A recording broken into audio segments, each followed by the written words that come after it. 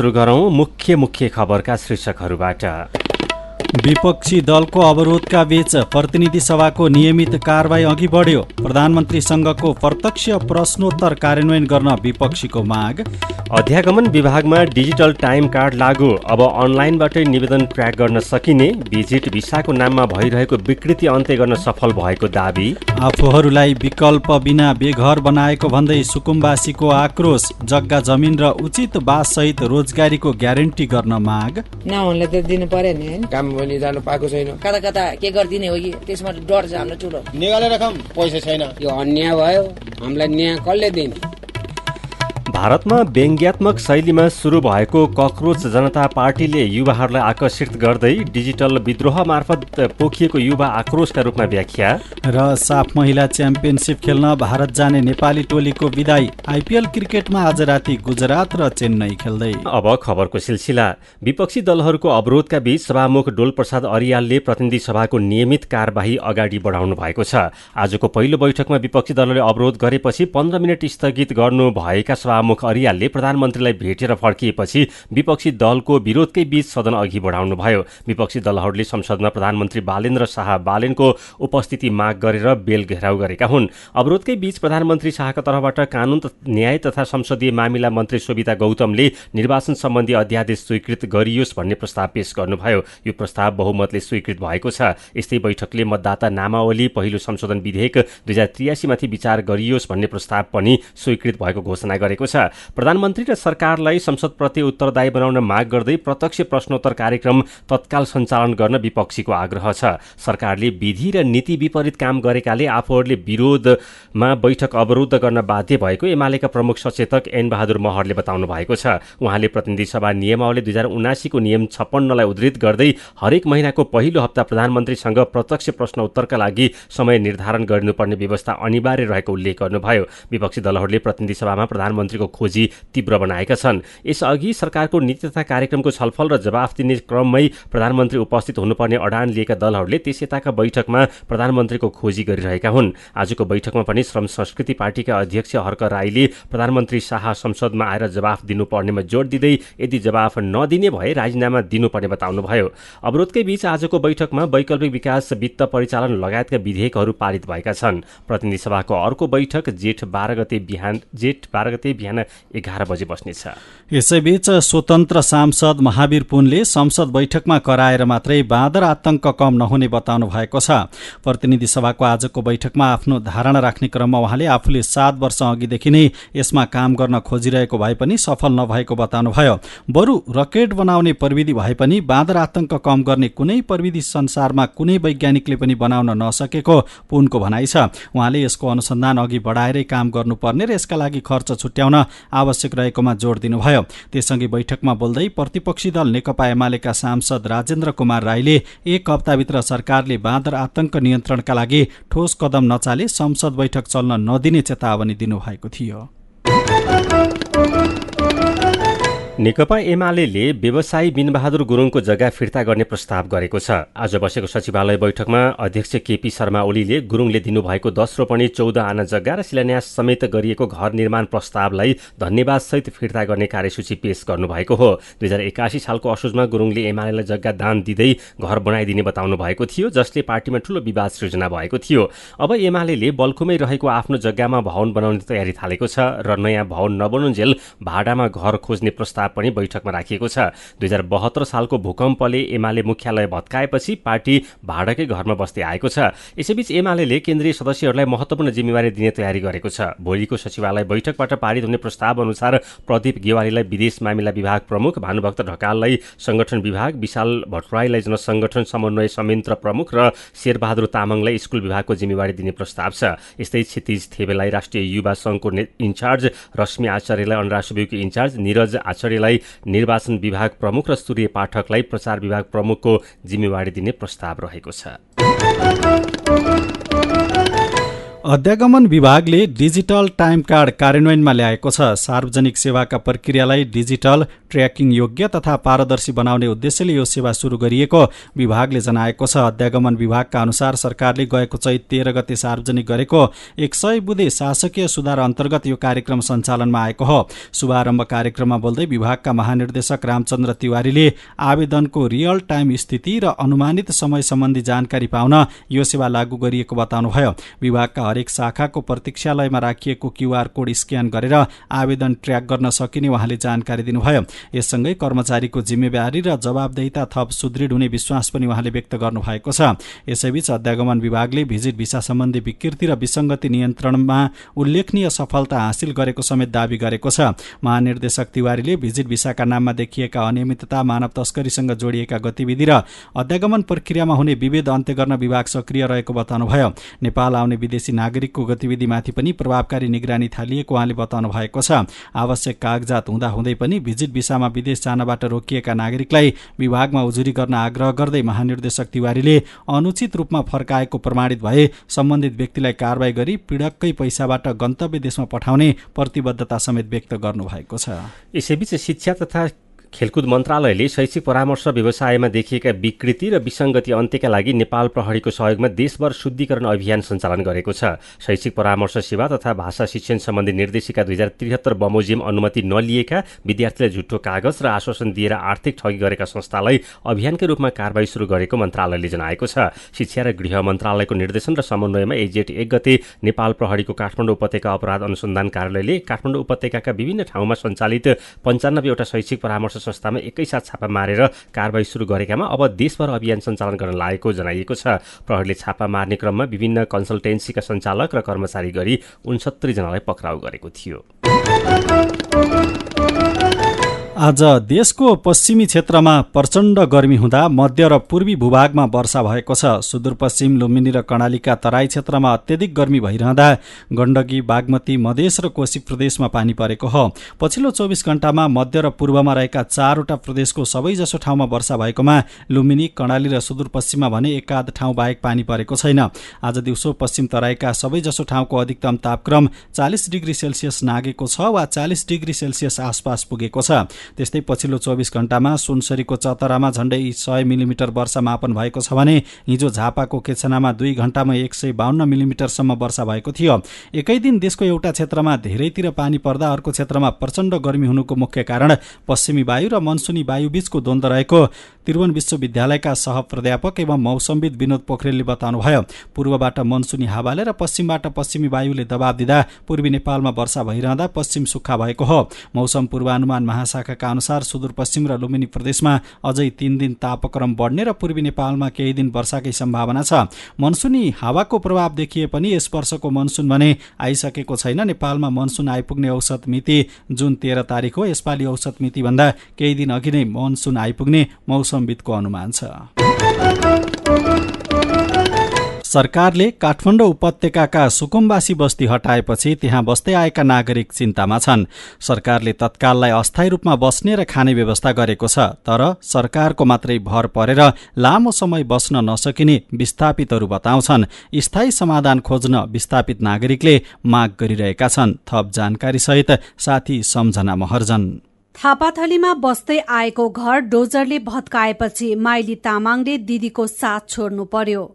सरकारले उहाँलाई नागार्जुनको रानी वनमा लगेर राख्यो अनि दिदीलाई चाहिँ कीर्तिपुरमा। दिदी बहिनी छुट्टिएर बस्दाको पीडासँगै स्थायी बसोबासको उहाँलाई चिन्ता छ। सरकारले घर जग्गा नहुनेलाई छानबिन गरेर व्यवस्था गर्छ भन्नेमा भने उहाँ आशावादी हुनुहुन्छ। अब कता उहाँ बर्कासी भइहाल्यो, कोही सामान कता कोही सामान कता, मान्छे कता, एउटै परिवार पनि छरपुट भयो है। अब छानबिन अब कहिले हुन्छ, छानबिन गरेपछि अब सरकारले के गर्नुहुन्छ त्यही। अब सरकारले अब व्यवस्था गर्छु भन्छ, नहुनेलाई दिन्छु भनेको छ त हाम्रो केही पनि छैन है। नहुनेलाई त दिनु पर्यो नि है। 26 वर्षको उमेरमा 4 सन्तानकी आमा भएकी एकल महिला हरिमाया जिम्बाले ज्यामी र सरसफाईको काम गरेर गुजारा चलाउँदै आउनु भएको थियो। गएको वैशाख 12 गते डोजरले घर भत्काएपछि उहाँले काम गर्न पाउनु भएको छैन। उहाँलाई अझै लखेट्ने हो कि भन्ने चिन्ता छ। छिटो छिटो यहाँबाट व्यवस्था गरिदिनु, कहाँ लानुपर्ने जानु पनि तयार छु। थापाथली छोडेर यही अब माथि खोलाको किनारबाट तल खोलाको किनारमा आएर राखेको छ, बसेको छ। सरकारले जहाँ हिँड्नु भने त्यहीँ राखेको छ। छानबिनको नामले सरकारले न हामीलाई कता कता के गरिदिने हो कि त्यसमा डर छ हाम्रो ठुलो। काठमाडौँको सुकुम्बासी बस्तीबाट विस्थापित भएकाहरूलाई सरकारले कीर्तिपुर, इचङ्गो नारायण, भक्तपुर र बनेपामा समेत लगेर राखेको छ। सरकारले अपाएक ठाउँमा राखेपछि धेरैले काम गर्न पाएका छैनन्। यसै मध्येका हुनुहुन्छ सुरेश राई। घरमा रहेको काम गर्ने मेसिन समेत झिक्न नपाउँदै डोजरले भत्काएपछि उहाँ नियमित काममा फर्कन पाउनु भएको छैन। यत्रो दिन बसिसके, अब काममा जानु कसरी जानु? काममा यहाँ होल्डिङ सेन्टरमा यति बजी आउनुपर्छ, उति बजी आउनुपर्छ भन्छ। काममा पनि जानु पाएको छैन। जाने पनि कसरी? सामान छैन। मेरो नलहरू, ज्याबलहरू सबै फुट्यो क्या। रोजगार पनि चाहिन्छ, ठाउँ मात्र भएर भयो त? खानु परेन, लाउनु परेन? हामीलाई लालपुर चाहिँ चाहिन्छ भने छैन क्या। एउटा ठाउँमा निश्चित ठाउँमा दियोस् जग्गा, ल तिमीहरू यहाँ बस ढुक्कसँग भन्ने पनि भइहाल्यो। हामी आफै बनाएर बस्छौँ। काभ्रे रोशी गाउँपालिकामा जन्म भएका कृष्ण बहादुर तामाङ अहिले इचङ्गोको अस्थायी आवासमा हुनुहुन्छ। श्रीमतीको साथमा उहाँले 2 दशकदेखि थापाथलीमा सानो पसल राखेर गुजारा चलाउँदै आउनु भएको थियो। घर भत्काउनु अघि सरकारले पर्याप्त समय नदिएकोमा उहाँको दुखेसो छ। अब फेरि जग्गा मात्र दिएर झन अर्को बिचल्ली पार्ने हो कि भन्ने उहाँको चिन्ता छ। सरकारले घर बनाइदिएर अब ल तिमीले भनेर रासन पानी भरिदिएर 1-2 महिनालाई रासन पानी भरिदियो भने त कमाउने अब अप्सन पायो। अब जग्गा चाहिँ दियो, ल तिमीहरू व्यवस्था गरेर खा, जे गर्यो भने अब त्यति बेला त अब अप्ठ्यारो हुनुभयो त। निकालेर खाम, पैसा छैन। अब त्यहाँनिर बसेको ठाउँमा अब चिन्न नजान्ने त एकैचोटि उधारो त कसैले दिँदैन। अब भने त्यति बेला अप्ठ्यारो पनि सरकारले यथाउदै कुरै गरेको छैन। हामीलाई अनि आन्दोलनमा परेन भने। लमजुङबाट विस्थापित भएका बलबहादुर खाती 2063 सालदेखि थापाथलीमा बस्दै आउनु भएको थियो। अरूको जस्तै उहाँको घर पनि डोजरले भत्कायो। गरीबलाई उठीवास लगाएर देशको विकास कहिले हुन्छ भन्ने उहाँको प्रश्न छ। ऋणधन गरेर दुःख गरेर खाइ नखाइ जोडेर बनाएको हो। हाम्रो नि त परिश्रम गरेर बनाएको हो। अब त्यसलाई क्षति भयो, त्यसको हर्जन बिहा चाहियो। त्यसपछि चाहिँ छानबिन होस्, कुन ठाउँमा जग्गा दिने हो। प्रत्येक घरलाई हर्जन बिहो 15 लाखको दर चाहियो। त्यही कमाएको नि त्यही खर्च भएछ त। दिन्छु मात्रै भनेर हुँदैन। यो अन्याय भयो। हामीलाई न्याय कसले दिने? यसैबीच सरकारले उपत्यकाको नदी किनारबाट हटाइएका सुकुम्बासीलाई एकमुष्ट 25,000 र 3 महिनासम्म प्रति परिवार 15,000 को दरले खर्च दिने घोषणा गरेकोमा पनि विस्थापितहरूले गुनासो गरेका छन्। प्रति परिवार एक रोजगारी तथा काठमाडौँमा बासको व्यवस्था सरकारले सुनिश्चित गरेपछि मात्रै आफूहरू होल्डिङ सेन्टरबाट बाहिर निस्किने कतिपय सुकुम्बासीले बताएका छन्। सरकारले होल्डिङ सेन्टरबाट व्यक्तिहरू कोठा भाडामा बस्न जाउन् र त्यो बीचमा स्थायी बसोबासको व्यवस्था गर्ने उद्देश्य रहेको बताए पनि सुकुम्बासीहरू स्थायी व्यवस्थापनपछि मात्रै होल्डिङ सेन्टरबाट निस्कने बताउँछन्। उपत्यकाका नदी किनारबाट हटाइएका मध्ये 2608 परिवारले नाम टिपाएको अधिकार सम्पन्न बागमती सभ्यता एकीकृत विकास समितिले जनाएको छ। सरकारले अहिले कीर्तिपुर, नयाँ बस पार्क र माछापोखरी क्षेत्रका होटल तथा भक्तपुरमा रहेका 2वटा सरकारी स्वामित्वको तालिम केन्द्रमा होल्डिङ सेन्टर बनाएर सुकुम्बासीलाई खाने बस्ने व्यवस्था गरेको छ। विज्ञहरूले अर्थतन्त्र चलायमान बनाउनका लागि भ्याट दर घटाउन, व्यक्तिगत आयकर छुटको सीमा बढाउन र कर तथा ऋण व्यवस्थापनमा संरचनागत सुधार गर्न सरकारलाई सुझाव दिएका छन्। प्रतिनिधि सभा अन्तर्गतको अर्थ समितिको बैठकमा बजेटमाथिको छलफलको क्रममा करविद रूप खड्काले 13% भ्याट दरलाई घटाएर 12, 11 वा 10%सम्म ल्याउनु उपयुक्त हुने बताउनुभयो। उहाँले बजारमा माग बढाउन र सकारात्मक व्यावसायिक वातावरण सृजना गर्न कर संरचनामा समग्र विश्लेषण आवश्यक रहेको बताउनुभयो। अर्थविद चन्द्रमणि अधिकारीले मध्यम वर्ग र निम्न मध्यम वर्गको बढ्दो जीवनयापन खर्चलाई ध्यानमा राख्दै व्यक्तिगत आयकर छुटको सीमा कम्तीमा 10 देखि 12 लाख रुपियाँसम्म पुर्याउनु पर्ने बताउनुभयो। अहिले दम्पतिको लागि 6 लाख र एकल व्यक्तिका लागि 5 लाख रुपियाँ मात्र कर छुटको सीमा रहेकोमा यो अत्यन्त न्यून भएको उहाँको भनाइ छ। पूर्व सचिव दीर्घराज मैनालीले आन्तरिक ऋण उठाएर तलब भत्ता तथा चालु खर्चमा प्रयोग हुने अहिलेको प्रवृत्तिलाई सुधार गर्दै ऋणलाई निश्चित आयोजना वा कार्यक्रमसँग जोडेर उठाउने प्रणाली विकास गर्नुपर्ने बताउनुभयो। विज्ञहरूले बजारमा माग घट्दै गएको, मध्यम वर्गको जीवनयापन महँगिएको र उद्योग मैत्री वातावरण कमजोर रहेको भन्दै आउँदो बजेट मार्फत कर संरचना र वित्तीय संहितामा सुधार आवश्यक रहेको बताउनु भएको छ। हिजो बढेको शेयर बजार आज घटेको छ। शेयर बजार परिसूचक नेप्से 12.36 अङ्कले घटेर 2742.11 बिन्दुमा झरेको हो। आज म्युचुअल फन्ड र व्यापार समूह बाहेक सबै समूहका सूचक घटेका छन्।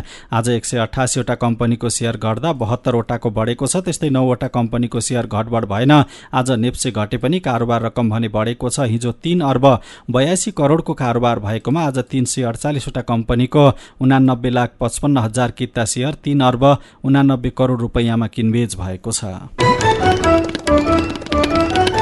अब बाँकी खबर। बाजुराको बुढीनन्दा नगरपालिकामा रहेको कोल्टी आधारभूत अस्पतालमा सुत्केरी हुन पुगेकी हुम्लाकी एक गर्भवतीलाई नेपाली सेनाको हेलिकप्टर मार्फत उद्धार गरिएको छ।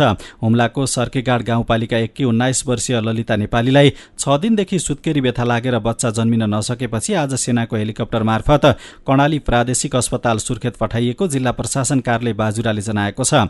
गर्भवतीको अवस्था जटिल भएपछि कोल्टी आधारभूत अस्पतालले सुविधा सम्पन्न अस्पताल रिफर गरेको प्रमुख जिल्ला अधिकारी डोरेन्द्र निरौलाले जानकारी दिनुभयो।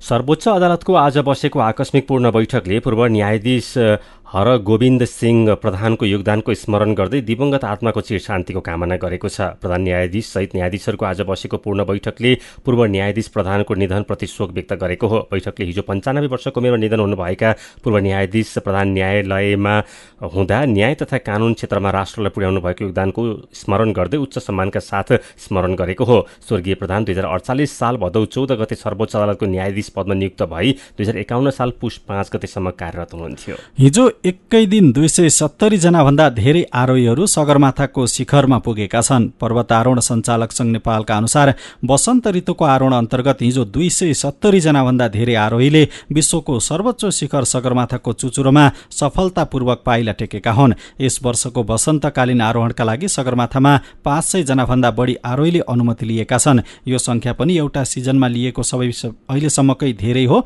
बाटो बनाउने टोलीले गएको वैशाख 30 गते शिखरसम्म डोरी टाङ्ने काम सकिएपछि त्यस यताको मौसमको अवस्था अनुसार आरोहण भइरहेको छ।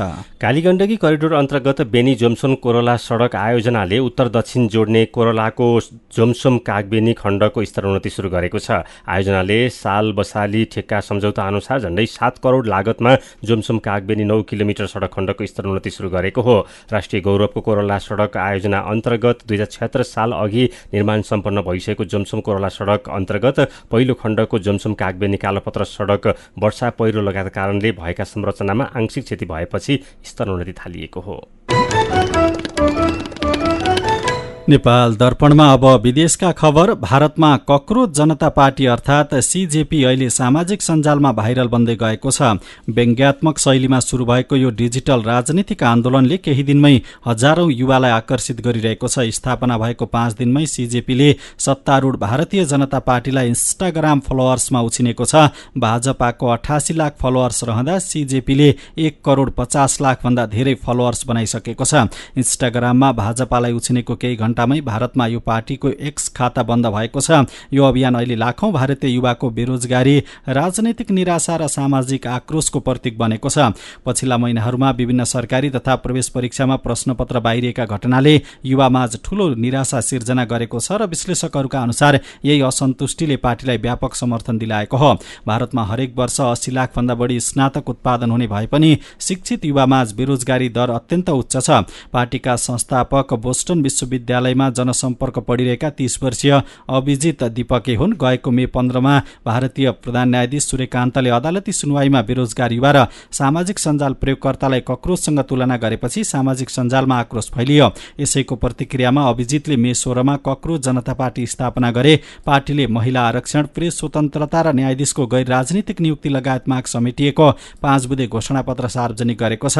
सामाजिक सञ्जालमा म पनि साङ्लो ह्यासट्यागले ट्रेन्ड गरिरहेको छ। संस्थापक अभिजितले भने आफूहरू शान्तिपूर्ण र लोकतान्त्रिक माध्यमबाटै असन्तुष्टि व्यक्त गर्ने बताउँदै यो अभियानलाई नेपाल र बङ्गलादेशको आन्दोलनसँग तुलना नगर्न आग्रह गर्नुभएको छ।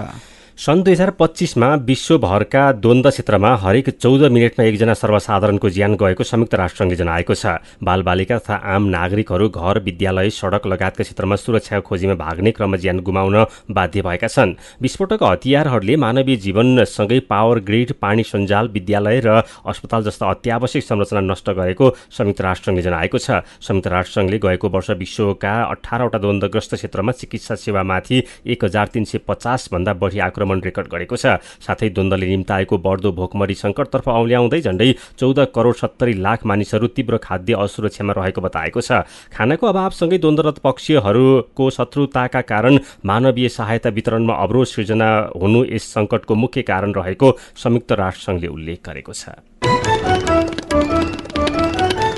नेपाल दर्पणमा अब केही खेल खबर। साफ महिला च्याम्पियनसिप खेल्न भारत जाने नेपाली राष्ट्रिय महिला टोलीको विदाई भएको छ। सिंहदरबारमा एक कार्यक्रमका बीच युवा तथा खेलकुद मन्त्री सस्मित पोखरेल, अखिल नेपाल फुटबल संघ एन्फाका पदाधिकारी लगायतले आज टोलीलाई विदाई गरेका हुन्। आउँदो सोमबारदेखि भारतको गोवामा शुरू हुने साफ महिला च्याम्पियनसिपमा नेपाल समूह एमा छ। यो समूहमा नेपालसँगै भुटान र श्रीलङ्का छन्। समूह बीमा साबिक विजेता बंगलादेश, भारत र मालदिप्स रहेका छन्। नेपालले समूह चरणको पहिलो खेलमा जेठ 11 गते भुटानसँग र दोस्रो अन्तिम खेलमा जेठ 17 गते श्रीलङ्कासँग खेल्नेछ। समूहका शीर्ष 2 टोली सेमिफाइनलमा पुग्नेछन्। प्रतियोगिताको फाइनल खेल जेठ 23 गते हुनेछ। प्रतियोगिताका लागि गोलकिपर एन्जिला तुम्बापो सुब्बाको कप्तानीमा नेपाली टोली घोषणा भएको छ। र इन्डियन प्रिमियर लिग आइपिएल क्रिकेटमा आज राति गुजरात टाइटन्स र चेन्नई सुपर किङ्स खेल्दैछन्। यो खेल राति पाउने 8 बजे अहमदाबादको नरेन्द्र मोदी रङ्गशालामा सुरु हुनेछ। प्लेअफमा पुगिसकेको गुजरात 13 खेलमा 16 अङ्कसहित तालिकाको दोस्रो स्थानमा छ। चेन्नई 13 खेलमा 12 अङ्कसहित 7औं स्थानमा छ। प्लेअफमा पुग्ने सम्भावना कायमै राख्न चेन्नईले यो खेल जित्नुपर्नेछ। आइपिएलमा यी दुई टोली बीच अहिलेसम्म 9 पटक भेट भएकामा गुजरात 5 र चेन्नई 4 खेलमा विजयी भएका छन्।